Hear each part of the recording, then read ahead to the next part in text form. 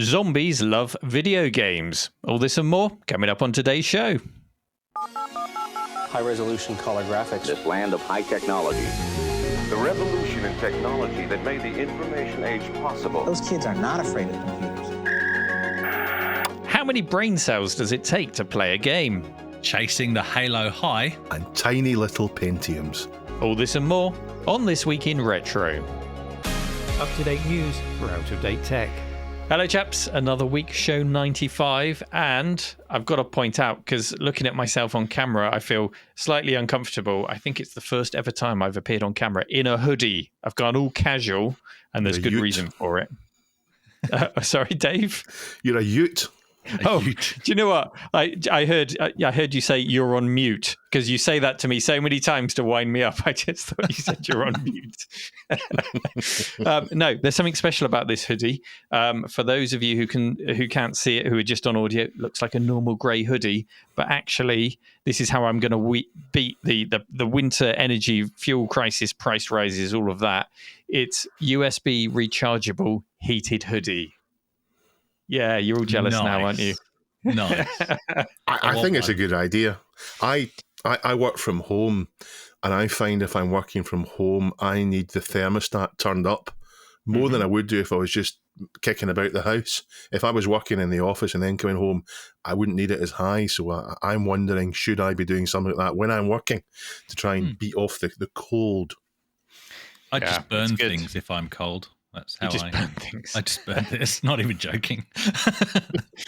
So well, I hate this house. Between my heated hoodie and my heated blanket, I mean, heated blankets are pretty retro, aren't they? You know, I think I'm doing my bit to try and save pennies. Anyway, let's talk about what we should be talking about on the show. Hang on.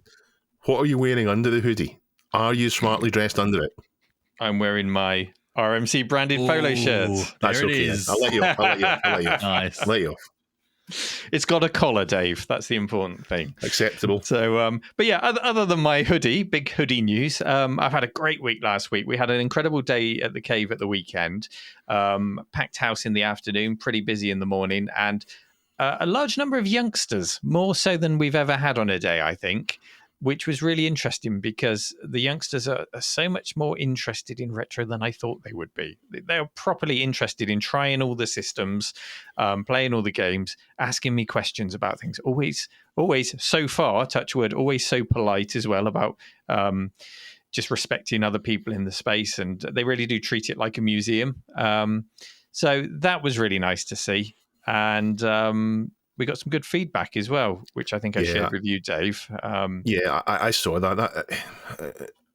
I'm not often touched by things, but I really was touched by that. Someone has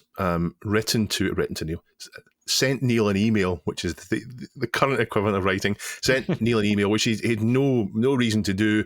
You also wouldn't find it too easy to do either. You'd have to find out what the email address was to do it, and just to explain how much his kids enjoyed it. And it was really touching. It wasn't just a platitude. It wasn't just, oh, thanks, it was nice here. That was really, really someone's day was made by that. So I'm really touched by the fact you're making people's lives happy. Yeah, it made my day too. And, you know, these days start at 5:30 in the morning for me to make sure it all happens. And it's a long old day. So getting messages like that really does make it all worthwhile. Anyway, enough about me. Chris, how's your week been? Yeah, not bad. I mentioned it in brief, but one of my recent pickups is, I'll move over to the side. I don't want to move it because the power supply does have a slight issue. If you knock, like if I use the keyboard on the table, it'll probably be rebooting just because I hit the return key too hard or something. So a bit of troubleshooting to do, but it's a nice 386DX with 4 meg of RAM. Purposely built by a friend of mine called Stuart, who has his own channel, Replay PCs. For basically what I asked him for was a computer that closely resembled my first PC. I'm not going to go chasing the exact model because it's hard to get hold of, and lots of proprietary connectors because it was an Amstrad. But this is the next best thing. So what I'm planning to do with it is basically use it to do a comparison between what I ended up with, which was a machine similar to that, and an Amiga 1200, which I didn't have back in the day, to sort of investigate, what if I hadn't jumped? What if I'd stayed with the Amiga? You know, would I have been happy with that? So I'll be really interested to see that because I had to make the same decision at one point. However, you just kind of teased us with the edge of the system. For those who were watching on video, I didn't get to see it. Oh, there it is. Okay, so it's a desktop unit. You've got a flat screen on there at the moment. I do have a flat screen. Yeah. Nice. Yeah. Happy with it? I mean, you must have to sit cross-legged on the floor to use that over there. That's sort of temporary at the moment while I'm tinkering about with it. There's another space in another room that it'll end up in, but for playing with it and probably for if I do a video about it, which I will do, about the comparison, I'll probably do it from there because I've got everything else here. And as part of that, I've had to, ever since I've had the A1200, it hasn't actually had that clear an image coming out of the RGB port. So I've recently fixed that just by getting a better quality cable from, where was it? Retro Computer Shack, one of his ones, I think. Yeah. And I've now got a crystal, that's right, Ian. Now got a crystal clear image out of the A1200. So now that I've got them both looking as good as they can do, albeit on a modern screen, happy to get stuck in and do that comparison. That'd be good fun.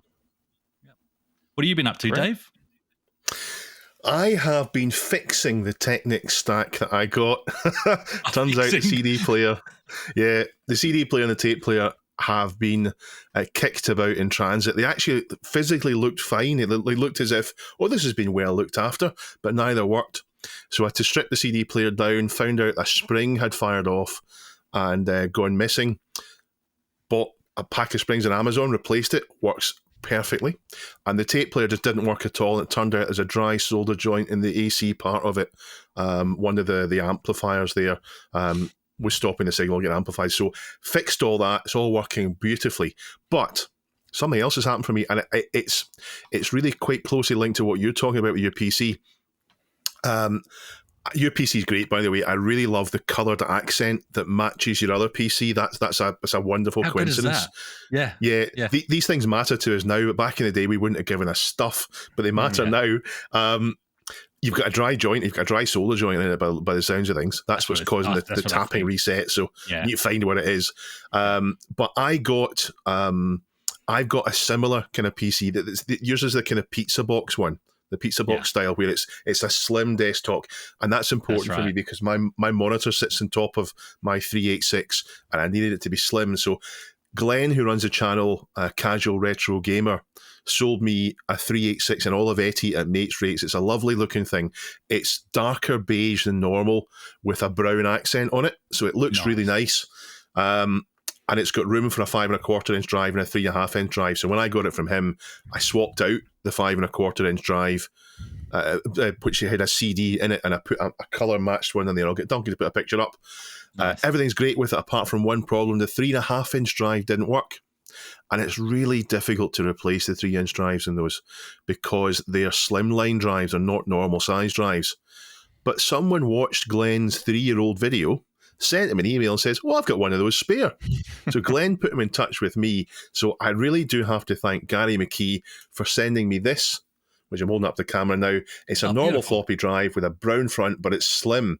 So I'm gonna put that inside there. I'm waiting on a sound card replacement, so we'll get the Orpheus sound card. I've got a couple of chips to upgrade the video memory. Mm-hmm. It's very slim. Just correct me if I'm wrong, but I always associate Olivetti with Radio Rentals. Was it Radio Rentals where you could rent an Olivetti for 2-3 years? I know that. I think they're I'm almost certain they're an Italian firm. But I'm pretty sure it was their brand of choice. You went up to Dixon's and you could see your Packard Bells, but down at Radio Rentals you would have your Olivettis. Well, I like the look of it. The Olivetti's great. I love it. It's perfect for me. Perfect for there's so many DOS games that are good. So I've got the memory to upgrade. I've got a little bit of fixing with the power controls. I've got this floppy drive to swap over, and I've got the Orpheus to put in, and then it will be literally perfect for me. If it's Italian, thank you very much, Gary. Mm-hmm. If it's Italian, is it like an Alfa Romeo? Is it as good as a computer can be briefly? Everyone should own an Olivetti once.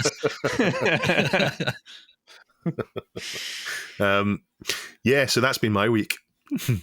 Excellent. Well, we've got some great stories this week contributed by the listeners to our subreddit on reddit.com/r/This Week in Retro, which is where you need to go if you want to take part, leave comments, take part in the conversation over there, and leave links to stories that you might like us to discuss, as well as take part in the question of the week. And on that note, let's go into our first story. How many brain cells does it take to play a game? Chris? No. Oh, This is the kind of headline. listen, hoodie boy. Sorry, couldn't help myself. This is the kind of headline that non-gaming news outlets absolutely love. And sure enough, it was everywhere this week, from BBC to CNN, the Haggis Herald, the Wombat Weekly. It was everywhere. And the headline was, brain cells in a dish play video game Pong. Scientists have connected neurons from human and mouse brains. Now, I don't know if they've mixed up all the brain cells or if they've got a dish of human and dish of mouse brains. Must have had them separate, I'm sure. They've put them in a dish, they've connected them to paddle controls and ensured that feedback was given to the cells if the paddle in Pong hits the ball or if the ball hits the paddle. The brain cell activity was monitored and they found that there were clear spikes as the paddle moved, so as they chose to move the paddle. The purpose of the experiment apparently was to show that neurons could adapt actively to a changing environment in a goal-oriented way in real time. So you've got a Petri dish of brain cells. It can play 1972's Atari Pong, which is quite timely, actually, because at the arcade museum that we're building here, just today, as we speak, an original Atari Pong is arriving, and it is in factory mint condition. It is a thing of beauty. So I'm looking forward to seeing that when Alex shows it off. So yeah, I mean, if a Petri dish of brain cells can play Pong, I might have a fighting chance of playing it myself when it arrives. Maybe with a few brain cells, maybe with the few brain cells that I've got remaining. See, I can put myself down as much as you, Chris. Don't worry.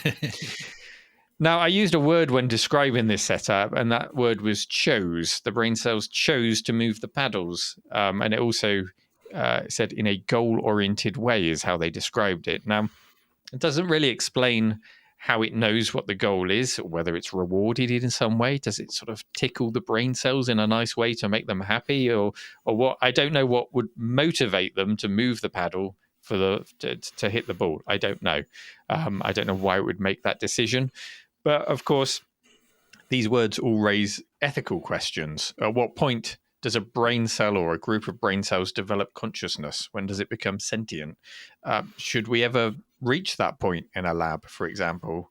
All a bit heavy for our first story, but I don't think we can really talk about this story without mentioning that. The writer of the scientific paper, Brett Kagan, said to CNN, the technology could be used for better drug discovery, disease modeling, and understanding how intelligence arises, which in turn could be used to develop new algorithms for machine learning. I understand the goal, but Dave, let's go to you first. Does it all leave you feeling a little bit uncomfortable? No, and I, for one, welcome our new mouse brain overlords. And I'd like to remind them, as a trusted Twitter personality, I can be helpful in rounding up others to toil in their underground cheese caves. Which is right, a we Simpsons see reference. Firmly taking sides, yeah. And we, in case anyone thinks I'm mad, I am mad, but yeah. I'm actually far more worried about AI than I am about cyborg mice. So perhaps this will lend to better development, or worse development, if you want to put that, of Skynet AI, than I am worried about cyborg mice, which actually sounds like something you see Clint at LGR talking about. This is the cyborg mice. But yeah, so I'm not too worried about this. I'm more worried about AI. I think AI is quite scary. Well, none of us are brain experts or, rocket surgeons or AI experts or anything like that. But I find it hard to separate the two, to separate AI from, a dish of brain cells that might be motivated to do something because they've not necessarily been programmed to do that thing. They're just working towards a reward and making the connections and finding a way that they can to do that, surely. I don't know. I'm not going to go any deeper than that because I'm already out of my depth on how this all works. But just to say, I do find it difficult to separate the two. And surely the two technologies will probably go hand in hand. Hand in paw. Hand in paw. Who knows? Because you're already seeing artificial intelligence do things like play video games and work out the best route through a video game just through trial and error. And they often come up with a solution that is not even understood by the programmers how they got to that solution. It's very much a black box. And I can imagine these technologies being very much like that. But at the same time, what is the measure for sentience and consciousness? How do you know at what point it's tipped over? I don't know. Chris, are you scared? Answer that. Chris, oh, yeah, what is consciousness, Chris? I don't know. I haven't achieved it yet. Yeah. But, I mean, we've got a dish of brain cells that are playing Pong. Have you played Pong? Oh, that's it. Oh, sorry, Chris. Right. Oh, he's gone. He's gone. He's left the room. On to my story then.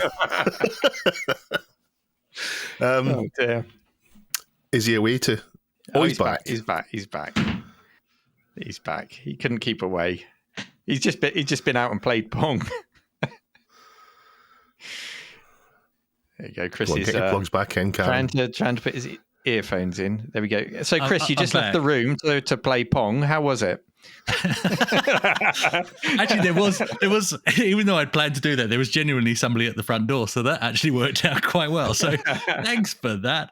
Of course I've played Pong, my goodness. Or maybe it was a clone of Pong. Maybe it was both. I don't know. It was a long time ago. But yeah, of course I've played Pong.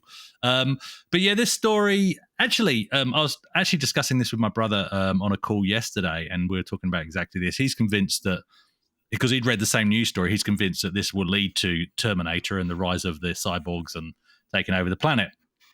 Absolutely. But like you were talking about there, Neil, I think you have to think about these two things hand in hand in terms of AI and the stuff that they're doing with brain cells, because potentially that the two will merge.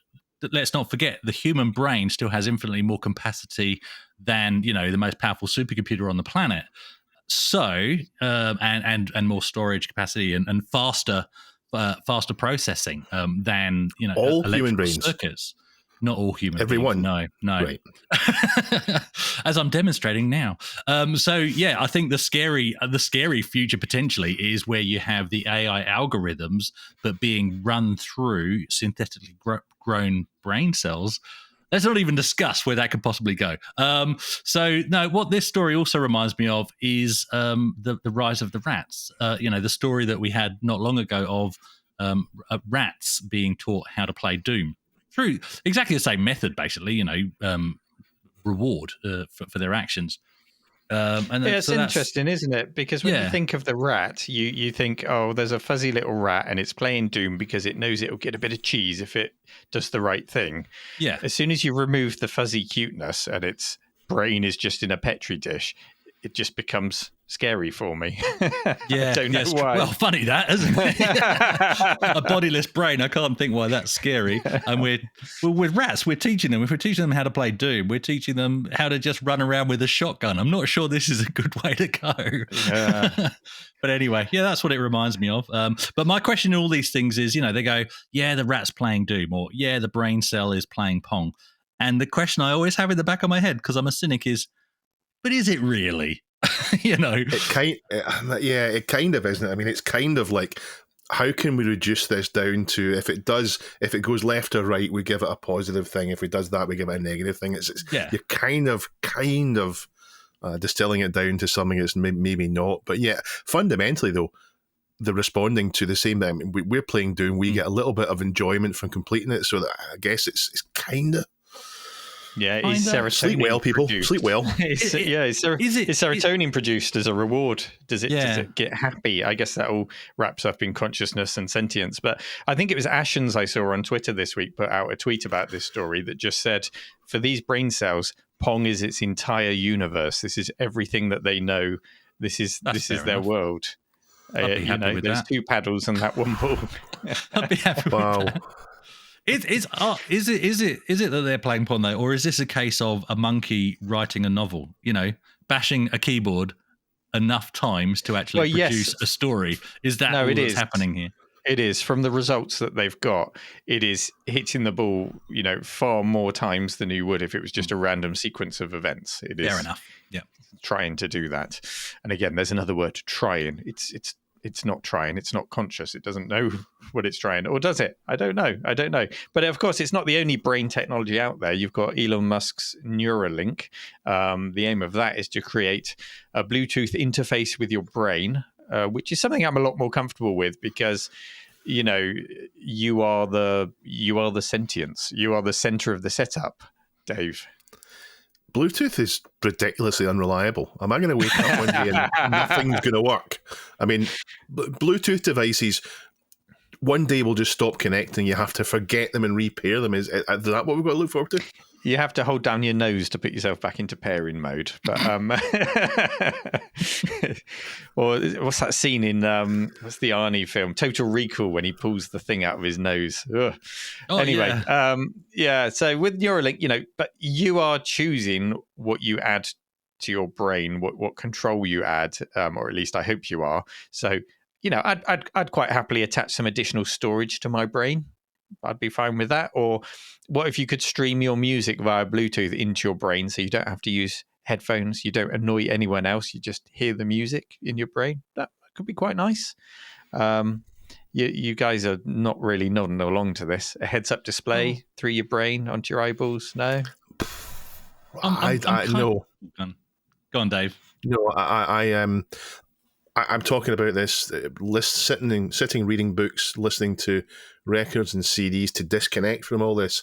If we had some kind of heads-up display, it's going to be paid by advertising. It's going to be paid by selling our data to other people. We're not going to be the customer. We're going to be the product. So count me out. Yeah. Okay. Fair comment, Chris. Yeah. For me, I'm more apprehensive about this, funnily enough, than these bodiless mice playing Pong, because I can't even control when my phone gets updates, let alone my brain. So, if the control really is taken away from us, the consumer, and that's all we will be, then I think that's a very scary future. But on the flip side, it kind of does already exist to a point in things like cochlear implants. So I had a person I worked with who went profoundly deaf through catching a virus, would you believe? And she ended up with a cochlear implant, which is a step beyond the normal hearing aid from the way I understand it. It's more sort of sending the signals directly in. And she describes it like having a superpower because this thing is literally paired with her phone. And so she says when she has a phone call come in, she's got a much clearer audio signal into her brain than she ever would have had through her ears, and she finds it amazing. So to a point, we're starting to get there already, but I don't want it. No. There need to be standards set for these things, don't they? I mean, we haven't even got standards set for smart meters for our electrical meters just yet. So let alone for things to go into our brains. But it's a long way off being mainstream, and I'm excited to see what leaps in understanding it brings to the way computers are designed and used, and not just computers, any electronic device really. So we'll see where it goes if we live long enough to see where it goes, but it certainly raises some interesting questions. One last question for you guys before we wrap this story up. I think I already know the answer. If you could donate your brain to science when you finally pass on, and they might use it for computer development, would you do it?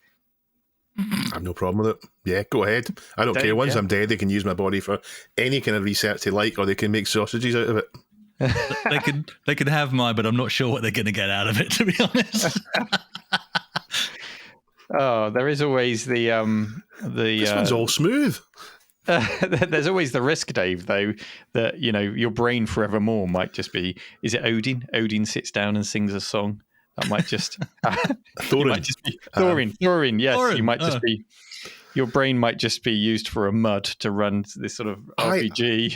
I've got a slight hope that if I volunteer my brain to be used for that, then I die and then wake up a few moments later and like, oh, I'm back again. Yeah, that would be the ideal scenario, wouldn't it? I'm back again, and I'm trapped in this metal shell. Yeah. Ow! I need to play Pong. Ow! Trapped inside Krang's stomach as he walks around. Yeah, we've gone off on a tangent. We have. That's brain cells. Let's move on to the next story. Hello, guys. Hiya. Hi, Chris. No. This is a terrible joke. Let's try again. Not hello. Halo. Hello. Oh, Halo. no. Talking about Halo. Hello. Oh, right. dear. Okay. Sorry. Should we try again? So what about Halo? I know, that's it. We're rolling with this, Dave. That's all good. Great. What about Halo? Were you guys into Halo back in the day? Dad jokes are over. Yeah. I was hugely into Halo. It's the game that really convinced me the Xbox was worth trying out. My flatmate at the time went out and bought this Xbox. It was a monster. It turned up and it's like, that's not a console. That's just a PC. Look at the size of it. Look at the noise it makes when you turn it on and the heat it kicks out the back of it.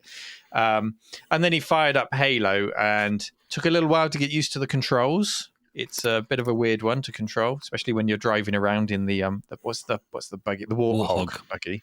But it makes sense when you get used to it. And it's probably, thinking back, it's probably the last period of proper couch co-op and couch gaming that I enjoyed. After that, it was all online, wasn't it? Yeah, it did go that way. Yeah. But good memories. Yeah, Dave. I have never played Halo. Wow. Really? What are you scratching your head with there? Oh, sorry. That might just mean my Halo sword. Yeah, Halo energy sword. Oh, wow. So Chris has got a full size. No, show us that again. Chris has got a full size Halo sword, double blades. Yes. Is that useful for I barbecues? think if somebody came into my house and was burgling and threatening me, this would be the last thing I pick up because you stab yourself. She's got. Look at these. It's the worst weapon design ever. There's these spikes just past the handle that just dig straight into your wrists if you wiggle it one way or the other, just a couple of degrees. It's crazy. Oh, and it's cool. That was a gift from my. That thing from my even boys. legal? No, Chris is holding. It's just a display sword. Yeah, it's just a display. For listeners and not viewers, Chris is holding some kind of exotic weapon with two spikes on it and a handle that looks like a gigantic staple remover. Yes, that's it. Is that rainbow pattern there in person? Yeah, it is. So it's sort of got on the metal. It's got sort of a rainbow coloring. There's a name for that. I forget what it is, but yeah, it's a gift from my boys. They went to Comic-Con or one of those Supernova or something and came back with that as a present. Can we take from this that you like Halo? I do quite like Halo. Have you played it? No. Yes, of course. Oh dear, do I need to storm out again? No, we've done that gag. But no, yeah, funnily enough, when I first saw, because obviously Halo came out before I left the UK and moved to Australia, but I didn't buy it because every time I watched somebody playing Halo in a shop, and predominantly it was game that I'm seeing these memories in, it was always in third person mode because they were just hooning about in the Warthog on the beach. And so when you're in a vehicle, it goes third person, and I preferred first person shooters. So I dismissed it until I learned that actually for the most of the game, it is a first person shooter. So when we moved to Australia, the first console I bought was the original Xbox with the Halo pack. And I justified it to the wife, given in mind we've just emigrated to a different country. It's not a cheap thing to do. And I said, no, we can use it to play music CDs. That was my justification. Not even joking. Yeah, because a CD player in 2002, a CD player is so difficult to get. That's right. And so let's just buy an Xbox. You could watch DVDs on it, couldn't you? But you had to buy the DVD pack and remote. Is that right? Or did it just play DVDs out the box? No, you could do it. Yeah, you could do it with the normal controller, not very comfortably, or you had to get the remote. Yeah, which in fact we had because it had the IR sense. You would plug into one of the joystick ports. Joypad port, sorry. So that's how we did it. But yeah, great memories of playing Halo, particularly.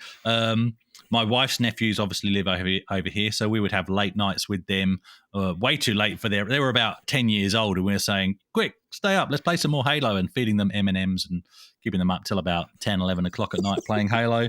I'd sent my own kids to bed and kept them up to play Halo because they were that bit older. And I did get to play a LAN party game of Halo, so 16 players, 4 Xboxes. I'll tell you more about that later because I want to get into the story. I think we've sort of why are we talking about Halo? Yeah, why are we talking about Halo? It's a very emotional piece. Just as I get into the emotion of the story, and Dave chimes in. Right. It's a very emotional piece, Dave. So it's shared on the subreddit by Dr. Local about a guy called Greg Fellman and his quest to essentially go back in time to get the same feels of those original days of playing Halo in 2001. And he relates it to playing a 16-player link-up LAN game, like I just mentioned as well. And just it was allegedly a sleepless night of just staying up gaming with all 4 Xboxes linked up and keeping themselves awake by drinking Mountain Dew, a kind of story most of us gamers can relate to. It's a very short story and it's incredibly nostalgic. And at the end, I'm not joking, it is quite emotional. So we're going to get quite personal here, actually, with how I handball over to you guys. Neil, is there a game that you play, and when you play it, you essentially have a lust to turn back the clock? You know, it's not for the game, but it's for the emotional attachment to the time that you played it in, maybe the place or the people that you played it with. Oh, so many memories like that. I should point out that the piece that prompted this story, it is a parody piece, isn't it? I mean, yes. there's a serious question behind it, but it is like The Onion or somewhere like that. It's a parody story that we can all relate to. Yeah, it is parody, but at the same time, it's coming from a real place. Yeah, as all the best comedy does. Yeah. Yes, yeah. But lots of memories, some of which I've spoken about in the show before. For example, the Formula One Grand Prix hot seat races we used to have when we'd pile as many friends as possible into the bedroom and we'd all take turns to sit in the hot seat and race.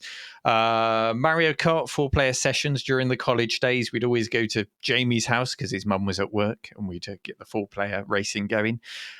Rainbow Six. That was the very first Rainbow Six. I haven't touched a Rainbow Six in years, not for any particular reason. Just I had my fill back then. We went full clan mode on Rainbow Six. I mean, we fought other clans on a 56k dial-up modem. We had a whole website dedicated to our clan, which discussed things like the tactics of clearing stairwells as a team and things like that. Nice. It was mad. Ultra Online, just the feeling of vastness in my first, proper MMO, while neglecting all personal development at work because of my obsession with it. Or even Pac-Man Arcade. I have memories of a Pac-Man where the coin box was so full of coins that it was holding down the credit button in the coin mech, and we had unlimited credits. And this was on holiday, so all of the kids in the holiday resort all came around this table and we bonded over our secret free arcade and tried to keep the staff away from it for as long as possible without them noticing. Did you get a perfect and I guess score? No, none of us got anywhere near a perfect score. But, the common thread through all of these is the, community, playing it with other people, being with friends, whether it's couch co-op or MMOs or, sitting around Pac-Man in a hotel. Just, I think the strongest memories do connect with friends and community and people, don't they? But, Halo in particular, as I described, flat share with a friend, early 20s at the time when that came out, mid to early 20s. And I guess that came also at a time of freedom in my own life, first or second jobs, having some disposable income to actually buy an Xbox and Xbox games, choosing to spend my time rather than going and spending my hard-earned wages in town or whatever. Do you know what? I'm going to sit in my pants with my feet up on a Saturday like an adult and play Halo because I can. Hello. Hello, Dave. Good memories of all those things. Anyway, back to you, Chris. Back on the story. Nice. Well, I'll go back to my experience of playing Halo with 4 Xboxes linked up. You guys, and this is quite. I think it's quite a funny story. So I'd been like everybody does. I'd been cleaning my swimming pool, and suddenly I got bitten by a redback in my thong. Good, you deserved it. These are not thought. Hang on, is this Australian thong? What's a redback? Yes. So I should probably clarify. This is an Australian thong. So like a flip flop, I think we would call them in England. A flip flop. A flip flop. Yes. What do they call them in Americashire? Sliders. Sliders, is it? Sliders. Yeah. Okay. Last time I went to Belfast, my cousins were calling them sliders, so they've taken on that. Well, that makes sense. There's a strong Irish American link. I mean, flip flop's a terrible name. It's a bit Well, of I've a rocket. But it describes it. Is flip-flop an onomatopoeia? We should discuss this. Stuff this story. We're going to talk about what No, we these are shouldn't. called. But anyway, Well, no, the reason yeah, why I'm bringing Chris, that up is there was a spider in my thong or flip-flop, bit me on the foot. So I go on, Neil. Sorry. I was just going to say my friend's got 2 left feet. He wears flip-flips.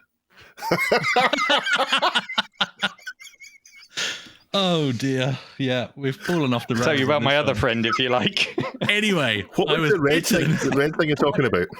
I was bitten on the foot whilst cleaning my pool by a redback spider. Now that sounds scary, but to anybody that hasn't lived in Australia, anybody that has lived in Australia is going, yeah, so what? But anyway, so redback spider, it was a male one, so it's not as bad as but I didn't know this, so we kept an eye on it, and then I thought, I better go to the hospital just How in did case. you know it was male?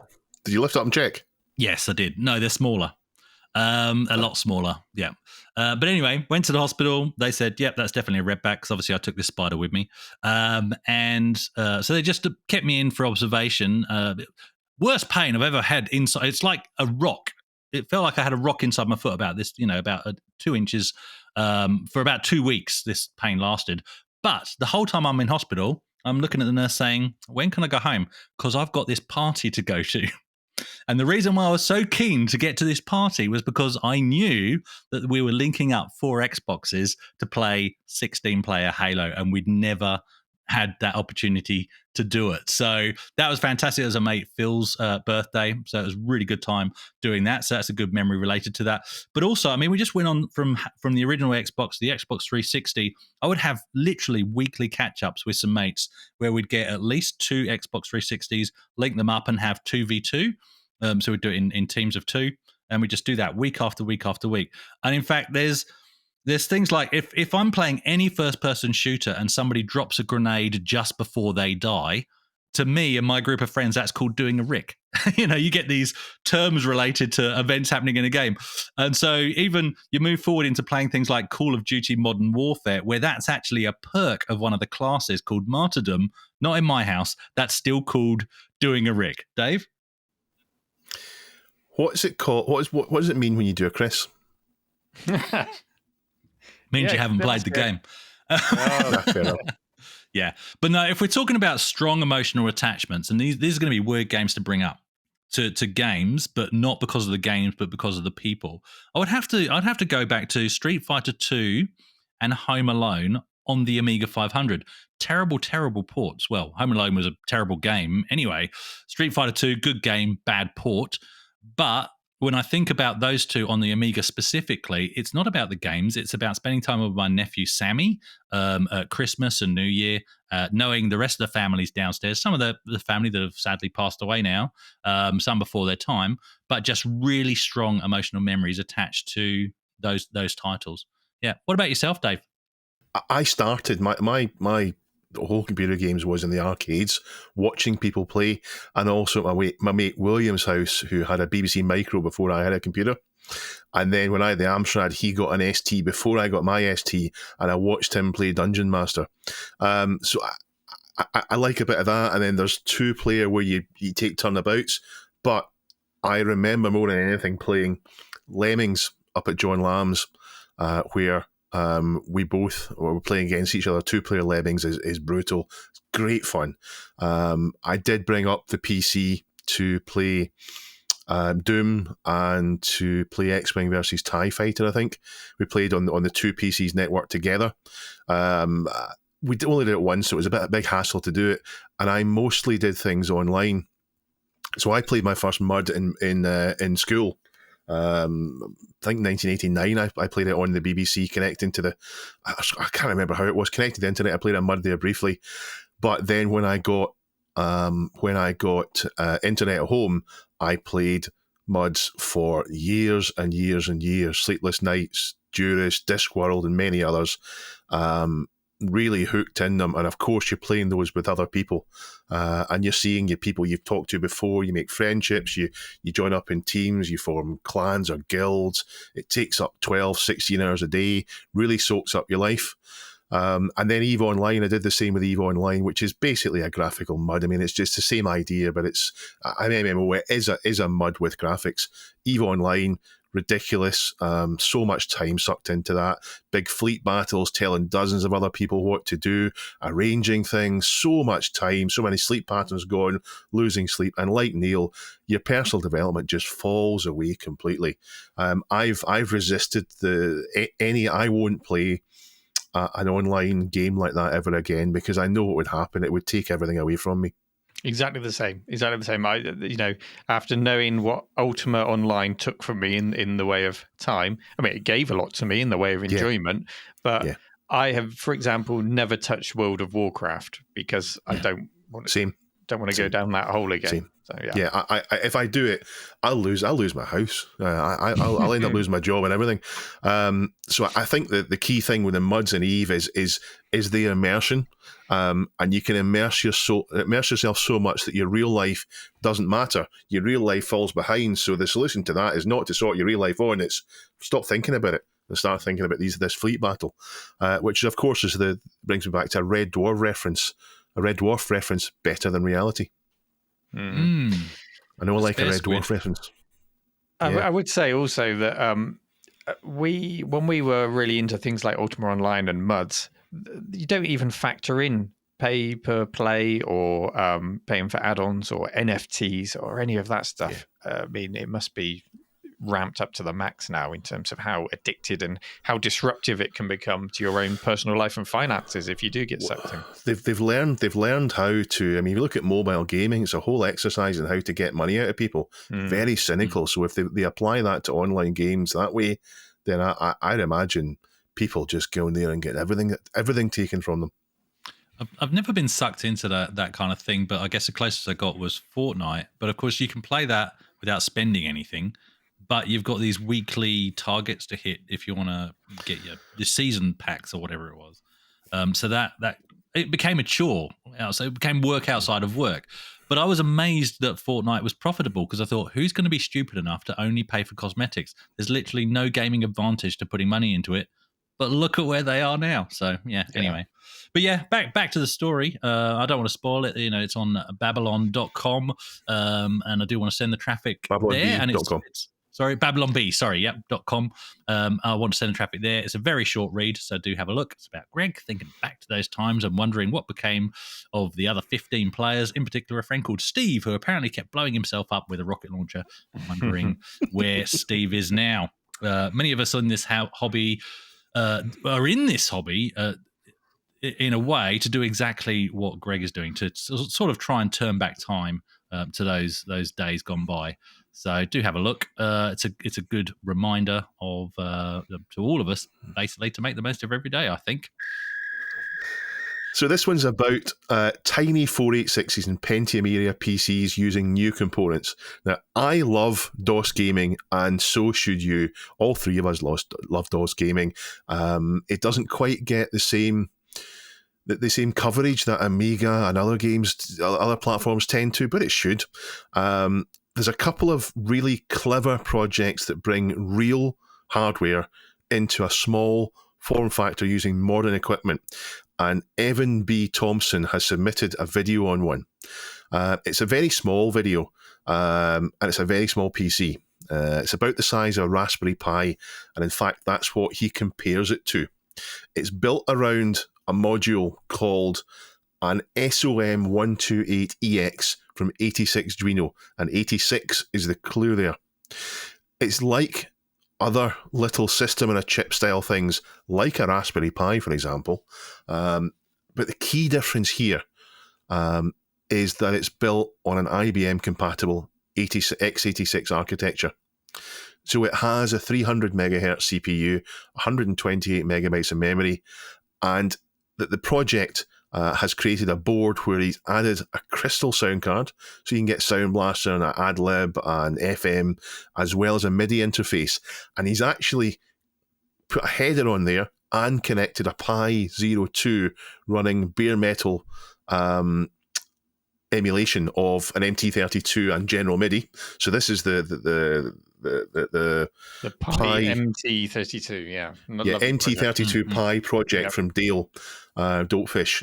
So it's got there, and he's got a generic DAC on the board to route it back in. So you end up with a video card, ISA sound card and the PC, and he's put it in a nice 3D printed case. So it's a fairly finished project for himself. He's not doing it commercially. It's a fairly finished project for himself. It's a few months old, actually, and it didn't get much notice. But one of our viewers actually has a channel, the Rastery, and he's got an incredibly popular video that's just come out using the same board in another project. I'd actually watched this video before I saw the other one, and that is the right way to do it. I think watch the Rastery's video before you watch the one that's been linked, because the one that's been linked is a bit more further on the line than the Rastery's one. His video is into a lot more depth though, and it shows him working with a breadboard, and he talks about a super important thing for DOS gaming, and he goes into detail to explain it, and it's about sound, and it's come up again and again on this podcast. The sound is the one thing that was cut off when we went to kind of Windows 98 and Windows 95 and so on. We cut off the access to the ISA sound card. It stopped, and we stopped having it on boards. So he goes into a great deal of effort to get the ISA bus exposed from this little board so that he can then put a sound card on it. And he ends up with an ISA sound card working. Now, these aren't commercial. These aren't commercial things. You can't quite go out and buy them, but perhaps they will get that way. They aren't quite totally perfect. The first video, the one that's linked, isn't totally perfect because you still need to have a soft MPU to do intelligent mode games for sound. But you can do that, and it would get you, I don't know, 99% of the games you'd want to play. So things like Doom, Quake, TIE Fighter, Descent, Blood, all those kind of things, especially the more demanding DOS games, would be perfect in this. Now, Chris, you've got your fantastic 386DX set up with the knock-on wood reset button. Which I'm sure you'll fix that. It's got to be a dry joint. I'm sure you'll fix it. And something like this would sit nicely on top of that, running the more demanding DOS games. Do you fancy a little PC like this? Well, for the more demanding games, I've actually also got, thanks to a mate, Matt, an IBM Aptiva Windows 98 rig running an AMD K62 450. And that's got a Voodoo 3 in it, which was kindly donated by Rich. He didn't even tell me he was sending it over to me, so that was fantastic. So I do have that rig as well, but I do really like the concept of stuff like this. Many PCs from the 92, 93 era, even a bit later into the 90s, suffer from the same things the Amigas, some of the later Amigas suffer from, which is the bad caps. So I think, going forward, we're going to have to embrace these sort of replacement solutions that are made 100% out of new components, and that way become infinitely more available, in my view. And if they're in a small form factor, all the better, because, it doesn't really take up room and they're easier to justify. Yeah, that's my take on it. Yeah. This isn't 100% new components because the sound card components, we don't have FPGA sound cards yet. I think we fast forward a few years, 2, 3, 4, 5 years time, we will have FPGA sound cards. So we might, I don't know where this is coming from, nobody's told me anything about it, we might even get FPGA Voodoo cards. So you can imagine having a real system in a chip, x86, proper IBM compatible, real hardware, and then putting in your little FPGA chip to do the Voodoo and the sound card, and you end up with a proper device. I was thinking about this. Excuse me, Johnny's attacking something here. Johnny, give it a rest. Oh no, Johnny, stop it. I don't know what he's attacking, but the screen's jumping up and down. Sorry, Neil.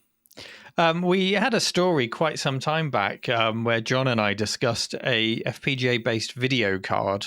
Now, I haven't heard anything more about that, and it's highly likely because of the supply issues with FPGA chips. But that was a great example. They were aiming to do, I think, was it a video card or was it a sound card? I can't remember now. But the discussion we had was, it's brilliant that this will go in a PCI slot or an ISA slot. And yes, it will do the thing they want it to do, but then a different core could be put on it, and you could have one FPGA video card that could be a Voodoo Banshee, for example, or an ATI card, or a Cirrus Logic card, Cirrus Logic Daytona, whatever it is that you want. You could just switch it up. But because of the supply chain issues with FPGAs, a lot of these projects are on ice. And I think when that's resolved, they're all going to come shooting out of the traps, aren't they? Yeah. So at the moment, you can have, as Chris mentioned, you can have they're not actually expensive to get, the kind of era that Chris is talking about. You can have that, but it's difficult to maintain and it's bulky. You've got a Mister, which Mister is the FPGA project at the moment, the one everybody's kind of circling around, and that can do a 486 core, but not anything like as fast as this. So that can't fill the gap. So this would allow you to do this. This with perhaps an FPGA sound card, an FPGA Voodoo card would allow you to do as accurate as Mister, maybe even more accurate because it's real x86. As close as you can get there, certainly closer than DOSBox or emulation, maybe as a complement to FPGA. So, Neil, what do you think about it? Well, I think the key question here, when you're comparing it to some of the alternatives that you've mentioned, be it DOSBox on a Pi or FPGA or whatever else, is how much does it cost? Do we know? It's not a project you can buy. You can buy the little board, and I haven't looked up what the price of it is. Right. I've got it in my head that this won't be too expensive. Sure, yeah. Well, yeah. I mean, I like it, and this thing is running a true x86 compatible CPU, isn't it? It's not emulating the CPU in any way. Nope. You've got, for example, Sound Blaster audio you can get out of it. Then for me, that's all you need for a perfect setup for a particular era of DOS gaming. The next step on from that, I mean, we're talking about 300 megahertz, I guess. Would it be the Pentium equivalent? Does it have the Pentium instruction set in there, or is it just a very it fast does have the Pentium. Yeah, it does. So it's going to be. You're maybe looking at this as a Pentium 2. Yeah, so it's got all the MMX stuff in there and everything. So, just drawing short of chucking a 3DFX card in there for that pre-3DFX era, it's perfect. I think so long as you set your expectations for what era it will cover, then it sounds like the perfect little setup. You could even drop one of these into a broken PC case. Chris's behind him, for example, if it started giving him too much chip, if it became, irreparable, put one of these in and you're genuinely not going to notice the difference. You're really not. So I like the idea of it. Can you hook a hard drive up to it, or do you just put an SD? Yeah, okay. I saw a device this week over on the channel Route 42. I'll ask Duncan to put a link to it in the show notes. This is a little device that just clicks when a hard drive is accessed. So if you're recreating an old PC with an SSD or a compact flash card, every time it's accessed, it's just a little clicker inside. So it just sounds like the hard drives, traditional hard drives working away inside the case. So, combine it with that and it's a lovely setup. Pre-orders I just saw this morning have gone up for that clicker to see what the demand is and get them produced. So I might have to put myself down for one. We'll see. So Dave, where can I get one?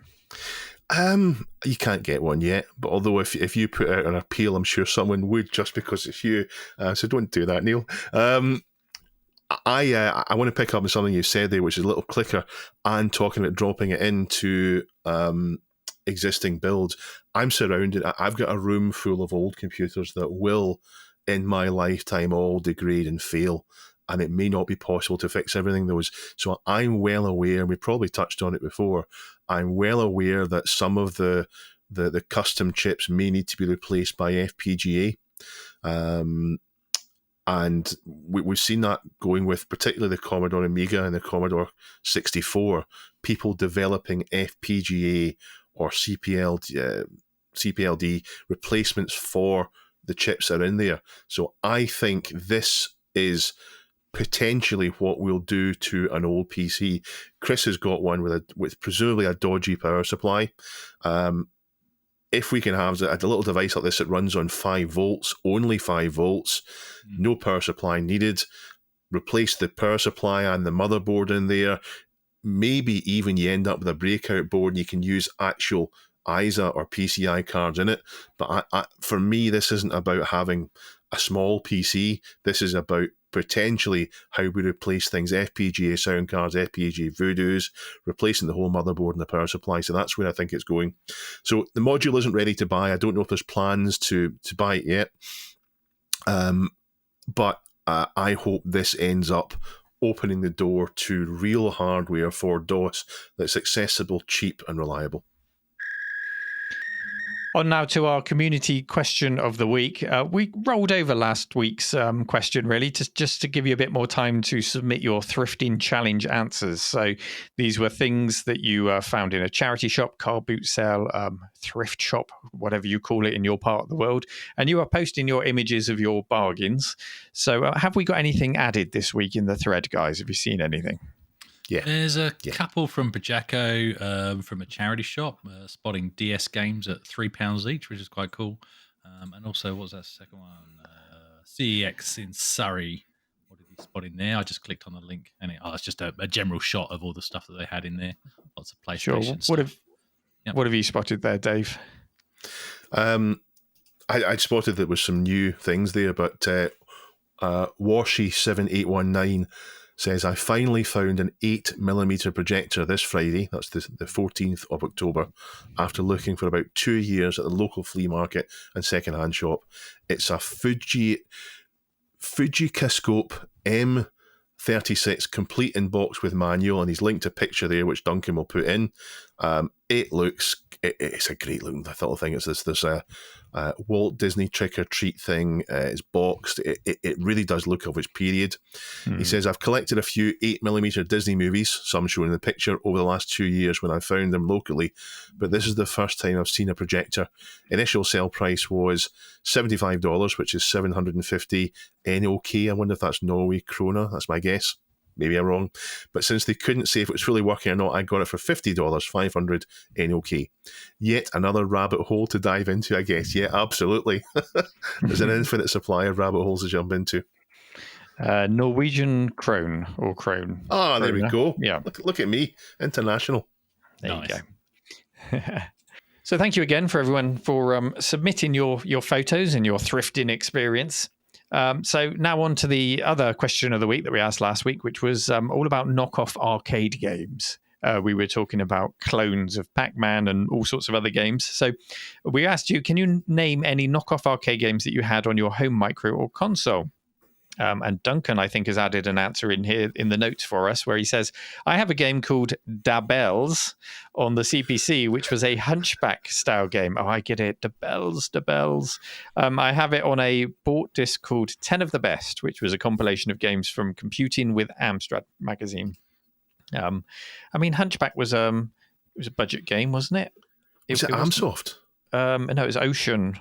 It might have come out on the Amsoft label as well, but yeah, I don't remember it being an expensive game. But then it was knocked off by Da Bells. It was an arcade game as well. It's a British arcade game. Yeah. So Hunchback was Amsoft, and then Hunchback 2 was Quasimodo's Revenge. I wonder if Ocean made it for Amsoft. Yeah, I mean, Ocean they did. pulled it out They on did. the C64, and even the BBC Micro, it came out on a lot of platforms, that one. So yeah, I will start with the top answer here is from Moikut. I had to Google it to find it, and technically not a console. Am I on the right thing here? Yeah. Disqualified. A friend had this, the very game shown in the article. Now I'm going to have to click on it and tell you what it is that they've submitted. Okay. So they've submitted a Russian knockoff of the Game & Watch devices. Now, I did a tour of a retro road trip some while back on my channel, where they had I don't think it was complete, but they had a huge collection of knockoff Game & Watch devices, and this was one of them there. So not only have they knocked off Nintendo, it's got Mickey Mouse in there. So it's Mickey Mouse in a hen house trying to catch the egg. So they've also ripped off Disney.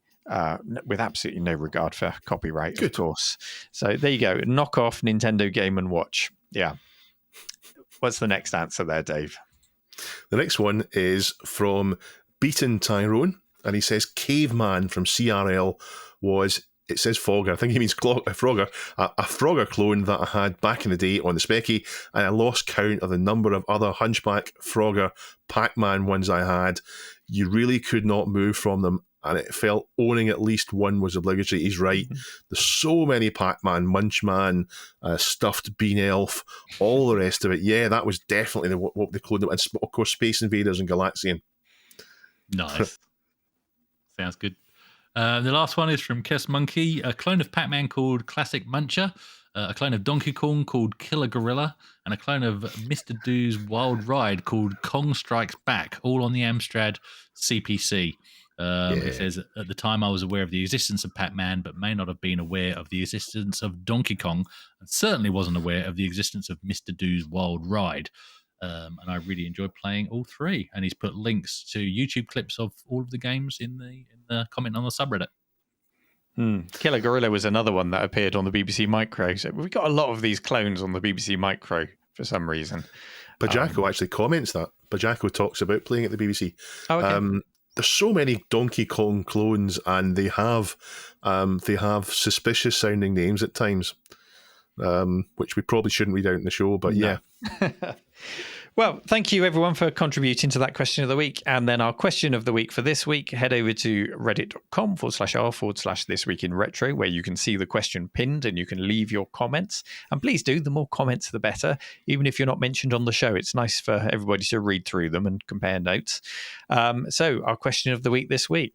Our question of the week this week is, what is your favourite go-to game for couch gaming? Nice. Does it with have other to be people, co-op? not your own. So, co-op, 1v1, nice, 3v3, whatever it happens to be. What's your couch retro gaming favourite?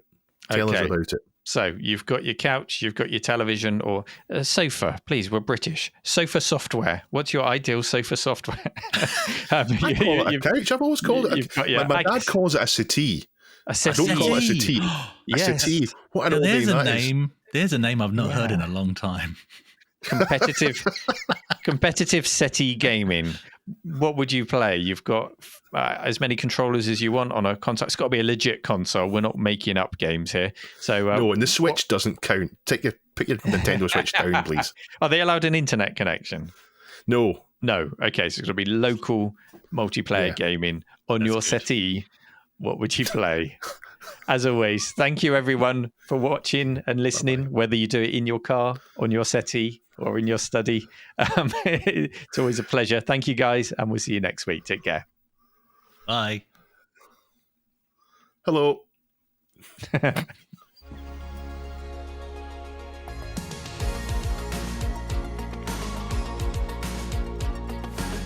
This Week in Retro was presented by Neil from RMC The Cave, Chris from 005 AGIMA, and Dave. It was produced by me, Duncan Styles. The podcast version of the show is available through your favourite podcaster, including Apple Podcasts and Spotify, and the video version is available on the This Week in Retro YouTube channel. Join our community subreddit at r/thisweekinretro to suggest and vote on the stories we cover on the show. If you watch This Week in Retro on YouTube, please give us a like and subscribe to help us reach new viewers. If you enjoy our show and would like to support it, then please check out the link to our Patreon page in the show notes or description. Thank you for listening, and we'll see you next time for more up-to-date news for out-of-date tech.